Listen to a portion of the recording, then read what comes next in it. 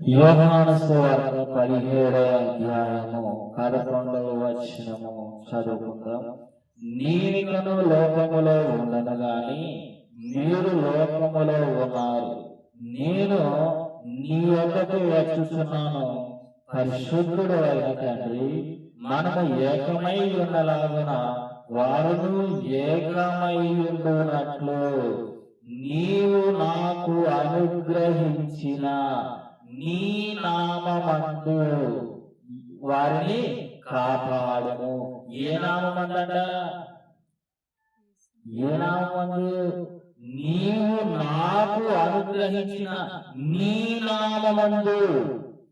యేసు ప్రభువుకి ఇచ్చిన నామం ఏంటి?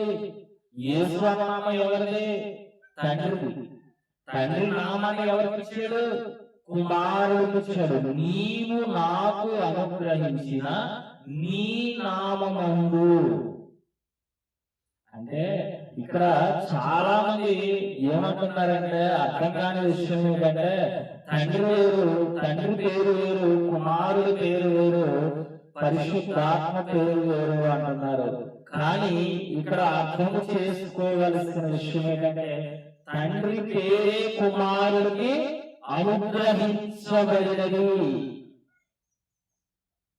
చాలా మంది తండ్రి, కుమార, పరిశుద్ధాత్మ నామములు అంటున్నారు.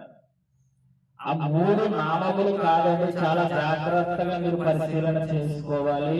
అవి నామములు కాదు, అవి బిరుదులు. యేసు అన్నది నామం, తండ్రి, కుమార, పరిశుద్ధాత్మ అన్నది నామము కాదు, అది బిరుదు.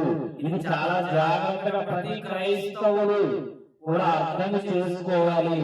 ఎందుకంటే యోహాను 17:11 మనకు కనపడుతుంది కదా, నీవు నాకు అనుగ్రహించిన నీ నామమందు అన్నాడు. మరి జవాబు చెప్తుంది కదా, ఏమని?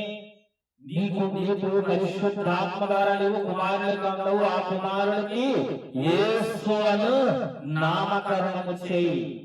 అంటే ఈ పేరు ఎక్కడి నుంచి వచ్చింది? తండ్రి చెప్పాడు. ఏమని? జవాబు మరికి నీకు పుట్టబోయే కుమారుడికి యేసు అని పేరు పెట్టు అని చెప్పాడు. కనుక మనము ఏ నామములో పొందాలి? యేసు నామములో మనము పొందుకోవాలి. యేసు నామం తండ్రి యొక్క నుంచి వచ్చింది కనుక తండ్రి పేరేంటి? యేసు. కనుక ఇది ప్రతి ఒక్క క్రైస్తవుడు కూడా గ్రహించి తెలుసుకోవాలని మనవి చేస్తూ యేసు నామములో అడుగుతున్నాము తండ్రి.